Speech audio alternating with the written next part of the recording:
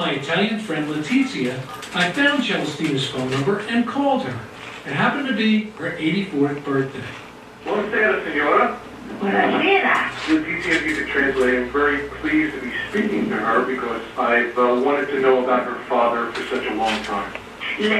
I told Celestina I was making a documentary. She agreed to let me interview her on camera. Vi aspetto con tanto piacere. My wife Justine and I flew from Los Angeles to Milan. We met up with Letizia and my small Italian crew, and we went to see Celestina.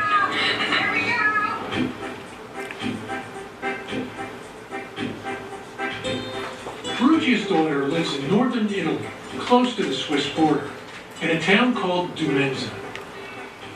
It's where both she and her father Vincenzo were born. In the main piazza, we were met by Celestina's daughter, Graziella.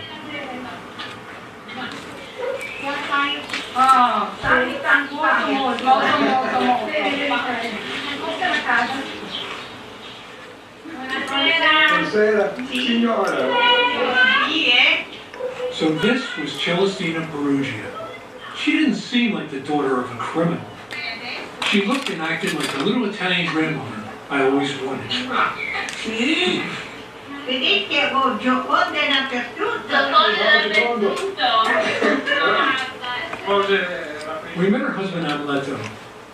Her son Silvio took lots of pictures and ate lots of cake.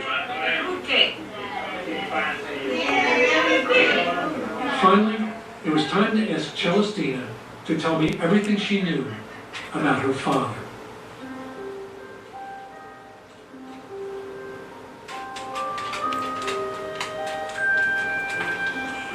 Mi chiamo Celestina Perugia, ho 84 anni, sono la figlia del lago della Gioconda e siamo sulla via del tramonto.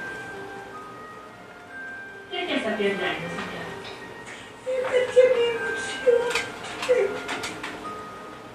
E poi, quando devo parlare del mio papà, io non ho avuto la gioia di conoscerlo. What? She didn't know him? Vedi, è tutto rovinato. Sure, she had pictures of her father, like this well-known image from an old newspaper. But she also had photos I'd never seen before. He looked like a respectable, friendly, family kind of guy. Sì, sì. È l'ultima foto. It's the last picture of Vincenzo before his death. Vincenzo Perugia died October 8th, 1945, on his birthday. Celestina was a toddler. E quel giorno lì, quindi io ero piccolina, camminavo, la mamma mi ha detto vai incontro al papà, e io sono andata incontro al papà. E lui aveva una bottiglia di champagne e i biscotti, è caduto ai miei piedi, fulminato da un infarto. Aveva 44 anni. Se suo padre fosse qui oggi, che cosa gli direbbe, che cosa gli chiederebbe, che cosa a suo padre? Tutto. Nearly 2 years after Vincenzo Perugia died, his widow remarried to her late husband's youngest brother, Ernesto. Quando moriva uno, il fratello sposava la vedova. Era un'usanza del tempo. Celestina grew up raised by her mother and stepfather. But no one ever told her that her real father, Vincenzo, stole the Mona Lisa. I miei genitori non mi hanno mai detto niente, mai. It's easy to understand. Perugia didn't come from a family of criminals. L'atto furto era un disonore per la famiglia, che non volevano più sentirmi parlare. At 18, Celestina began working at the city hall. Her co-workers would kiddingly call her Giocondina, Little Mona Lisa. Lei non ha mai chiesto il motivo? No, When she was about to turn 20, she was finding out the truth about her father. future husband's aunt. E la comincia a dirmi la buttambia che il papà aveva fatto quella cosa lì e per me è stato un shock perché non me l'aspettavo. As I wandered around the men's, I noticed there wasn't a Perugia t-shirt or Mona Lisa refrigerator magnet for sale anywhere. In fact, there was no sign the man had ever lived here. No Via Perugia, no Piazza Perugia, not even a Pizzeria Perugia. In the town hall, there was a mural commemorating the Mona Lisa's return to Italy. There's the Mona Lisa and Leonardo, but no Perugia. When I met the vice mayor of the town, a Perugia cousin, I asked him why there was no memorial to Vincenzo Perugia. They asked to do that. He explained the law prohibits Italians who have been on trial from having a street or statue in their honor.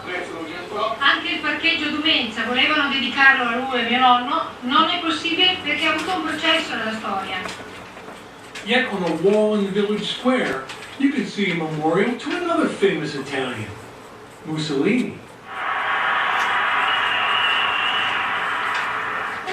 There was even this unofficial street sign. It read, "Watch out for falling Tony." Graziella said Tony was someone who got drunk and tumbled down this ravine, trying to retrieve his car keys. The only place in Demenza we saw the name Vincenzo Perugia was in the town cemetery. Celestina placed a headstone in his memory. But he's not here. He was actually buried in France. Let's talk about the theft and why she thinks her father stole the painting. Allora, lui la faceva il decoratore di Arnoux e, sai, i francesi continuavano. Invece di chiamarlo anche, non so, Perugia. Macaroni vuol dire macaroni, perché gli italiani mangiano tanta pasta, i macaroni. E lui era stufo di sentirsi sempre dire macaroni. E allora un giorno avrebbe detto sempre riferito, adesso lo faccio vedere io il macaroni.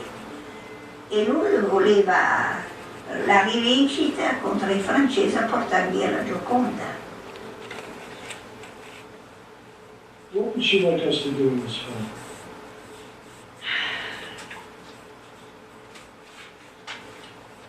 Ecco, di far credere proprio che assolutamente lui non l'abbia fatto per i soldi, che io penso nel mio intimo che facendo un gesto di quello riportandolo in Italia. Celestina believed that her father stole the Mona Lisa out of patriotism to return an Italian painting to its home country. But I knew there had to be more to it than that. I think the Signora wants to know the truth as much as we want to know the truth. And there may be some things she won't like to hear about her father. La verità va sempre bene. Good, okay. I promised Celestina I'd spend the next 5 months finding out everything I could about her father. And then I'd come back to see her. Almeno prima da morire saprò bene la verità. That's what she wrote. Truth. The truth. Eh? Yeah.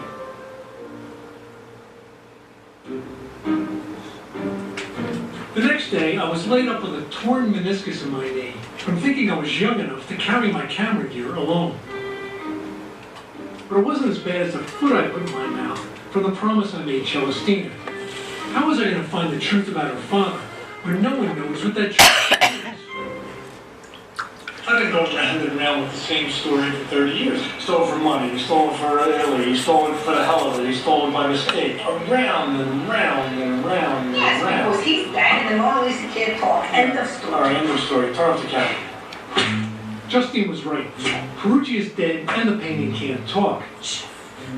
I had to do some real detective work. Luckily, I knew a real detective.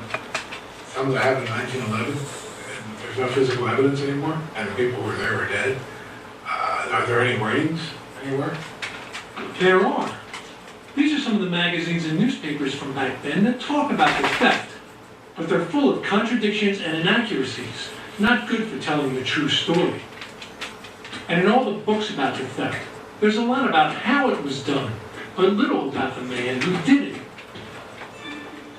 So I contacted a friend in Paris to help me get information from the Louvre. She knew two researchers who lived right across the street from the museum.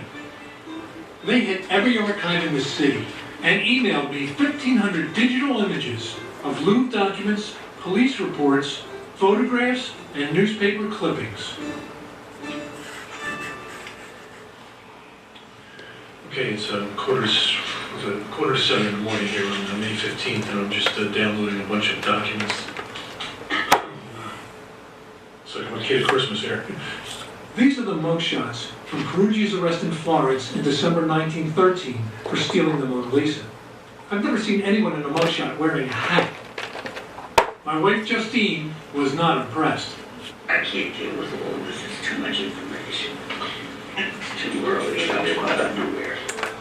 Now that I had this steady stream of source material, I had to figure out what it all said. I tried doing that by typing sentences word for word into Google Translate. The audacious thief of the Mona Lisa is one of those foreigners who fell in Paris at certain times of the year. What? Well, that didn't work, but these people rescued me.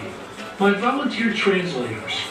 They read the Italian and French documents in English. Over the next several months, these translations helped me piece together the real story of Perugia. I started at the scene of the crime.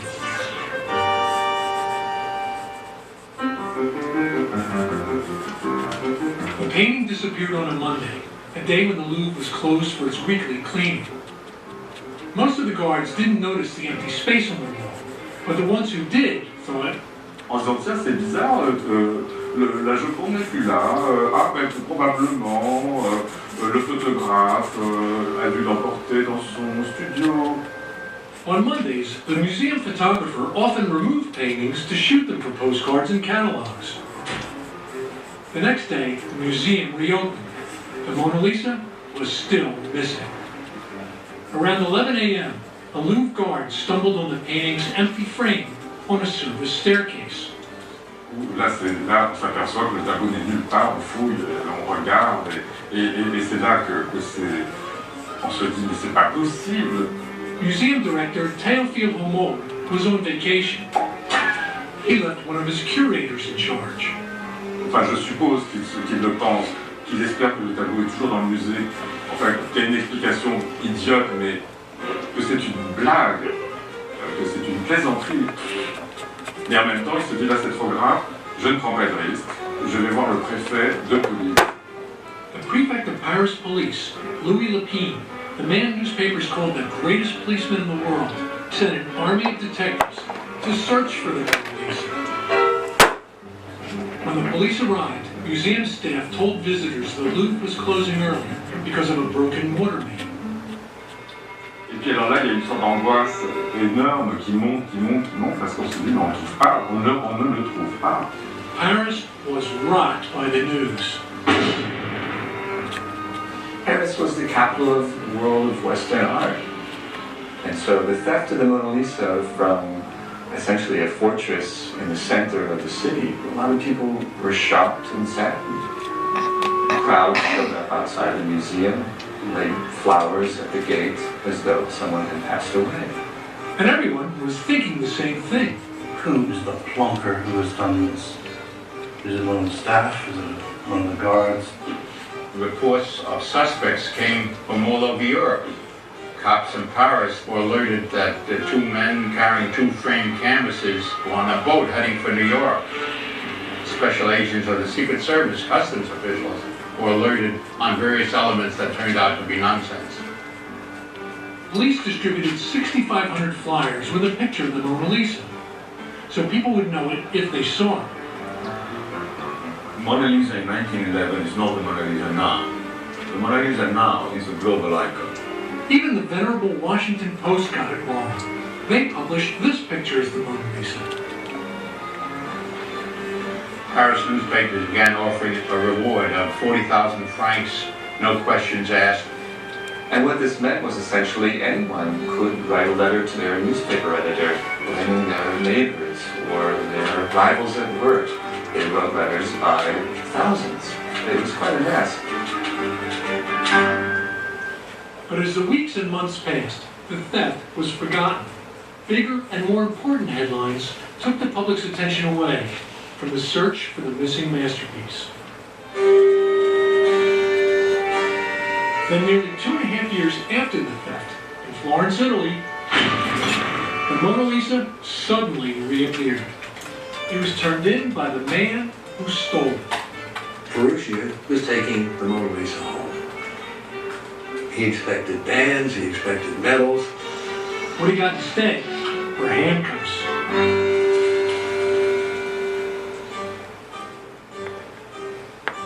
To make such a particular theft, to engage in such a particular venture, there have to be other reasons, there have to be unconscious motives. Luckily, I found the key to Perugia's unconscious, his psychiatric evaluation. After his arrest, his lawyers wanted a psychiatrist's opinion to help build his defense.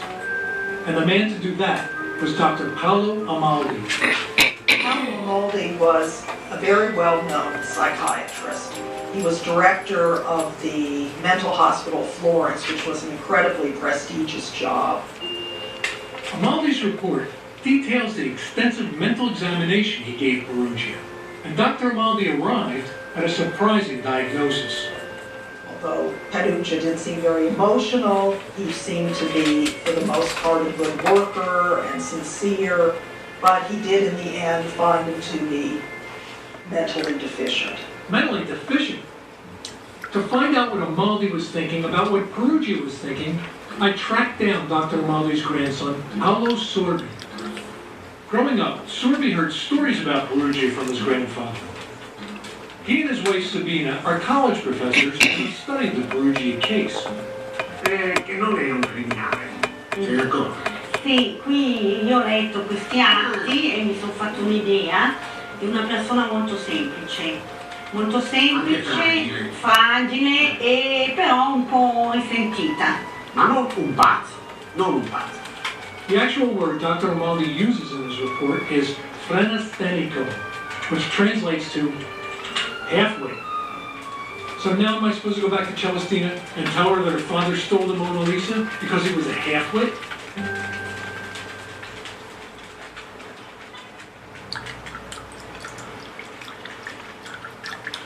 This is my friend Nando Di Stefano, owner of an LA pizza shop. Nando translated Amaldi's psychiatric report in between customers.